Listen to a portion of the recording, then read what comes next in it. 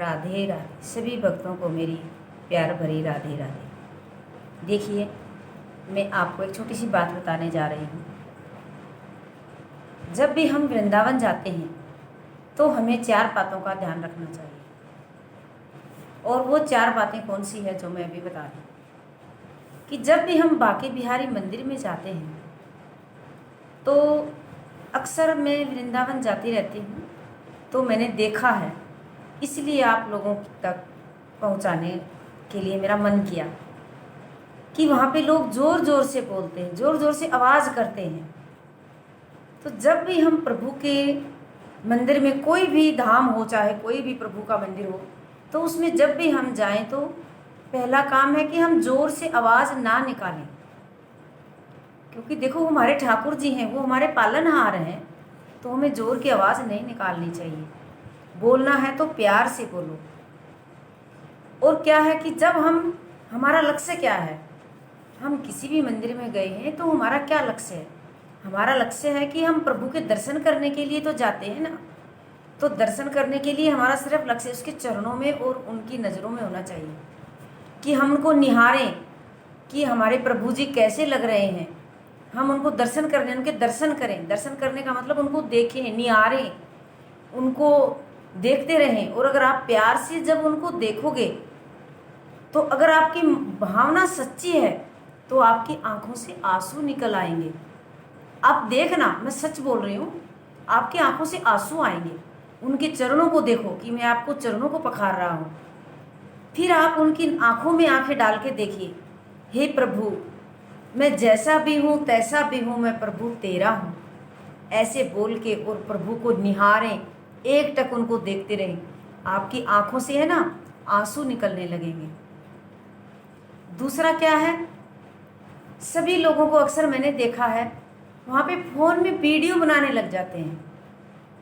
तो देखिए, वहाँ पे वीडियो ना बनाएं, फ़ोटो ना लें प्रभु की, क्योंकि फ़ोटो तो अक्सर हमारे मोबाइल में मिल ही जाती हैं कहीं न कहीं से।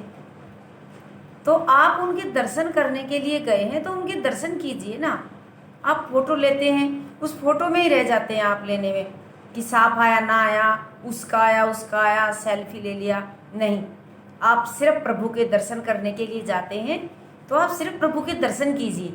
देखो, आपको कितना आनंद आएगा, आपको मन में भाव रहेगा कि मेरे प्रभु के दर्शन आज तो बहुत अच्छे से हुए, आज उन्होंने मेरी तरफ देखा, आज उनका फूल नीचे गिर के मेरे पास आया। अच्छे सच्चे मन से जब जाते हैं ना, तो आपको पक्का कोई ना कोई भाव नज़र आएगा। और जब आप फोटो में लगे रहते हैं ना, तो वो भाव नज़र नहीं आता।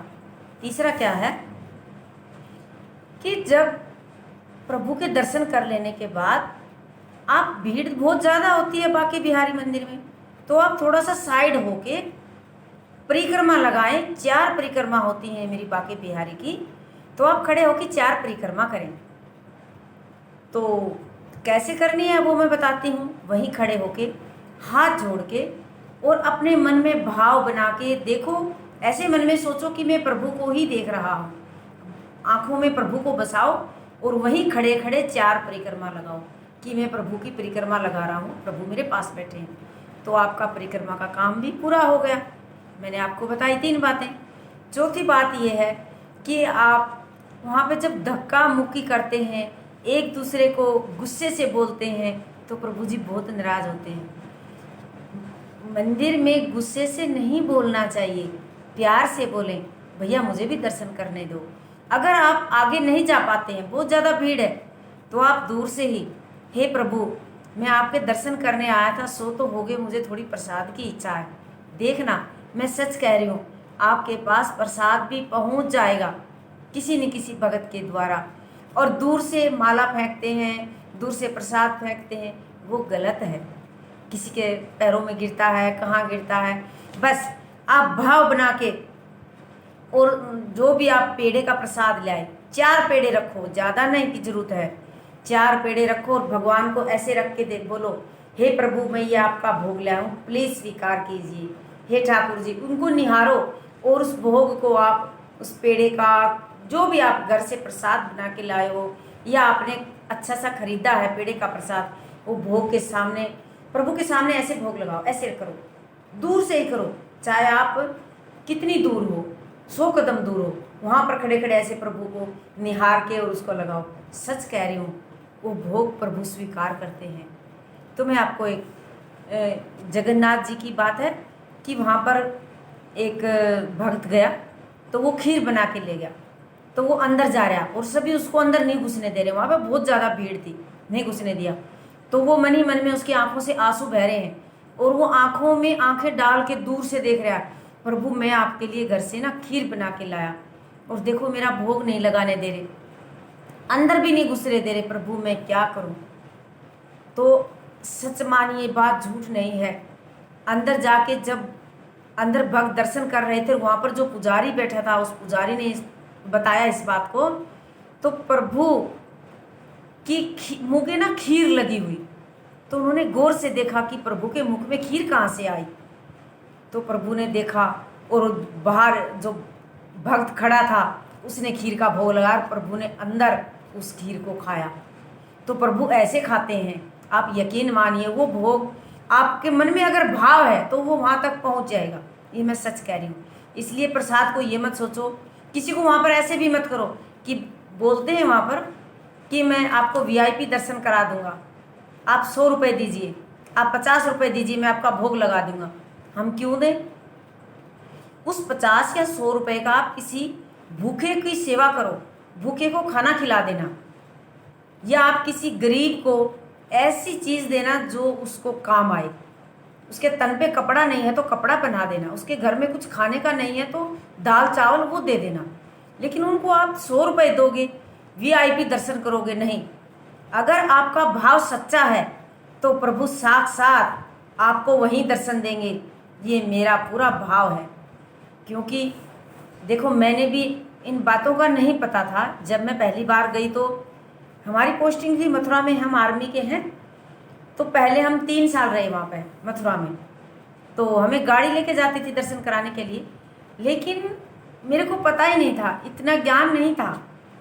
तो हम जाते और ऐसे ही दर्शन करके और कुछ चीज़ ले लिया, कुछ खा लिया, फोटो ले लिया, ऐसे आए। तो भाव नहीं था। धीरे धीरे जैसे किसी बहन ने बताया, किसी गुरुवाणी से सुना, किसी ग्रंथ से सुना, तो धीरे धीरे अंदर ज्ञान जागृत हुआ।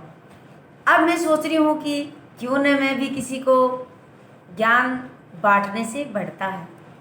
मैं बहुत ज़्यादा ज्ञानी नहीं हूँ, लेकिन जो भी मेरे अंदर है मैं आप लोगों तक पहुँचाना चाहती हूँ।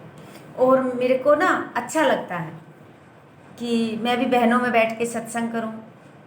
तो अब उसका सत्संग का और वो तो हो नहीं पाता है, तो मैं सोचती हूँ मैं कि वीडियो के द्वारा ही पहुंचा देती हूँ। तो फिर हम जब 3 साल रह के चले गए, दूसरी जगह पोस्टिंग होगी, हमारी बठिंडा पोस्टिंग होगी, वहाँ चले गए। धीरे धीरे इतना भाव बना और मैंने ये पंजाब से बहुत ज़्यादा सीखा। तो एक फ्रेंड थी, उसके साथ में गुरुद्वारे जाती थी। तो गुरुद्वारे में इतना प्रेम से सत्संग होता था ना कि जब वो गुरुवाणी पढ़ते हैं ना बैठ के, सभी लोग आराम से शांति से सुनते हैं और उसको पढ़ते हैं, वो पढ़ते रहते हैं और वो सुनते रहते हैं। आहा, उसमें कितना ज्ञान आता था। धीरे धीरे मेरा ज्ञान बढ़ा। तो अभी मैं वृंदावन जाती रहती हूँ। तो ये मेरा भाव है।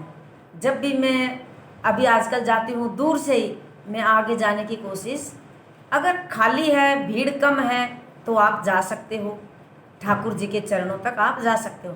लेकिन आप थोड़ा दूर हैं, नहीं जा सकते, वहाँ तक भीड़ है, कोई पल्ला खिसक जाता है, कुछ हो जाता है, तो क्या होता, उस भीड़ में आप न जाएं और दूर से ही आप दर्शन करके भाव से, पूरे भाव से बोले राधे राधे राधे राधे। देखना प्रभु आपकी पुकार जरूर सुनेंगे। ये मेरा खुद का भाव है। बोलिए प्रेम से राधे राधे।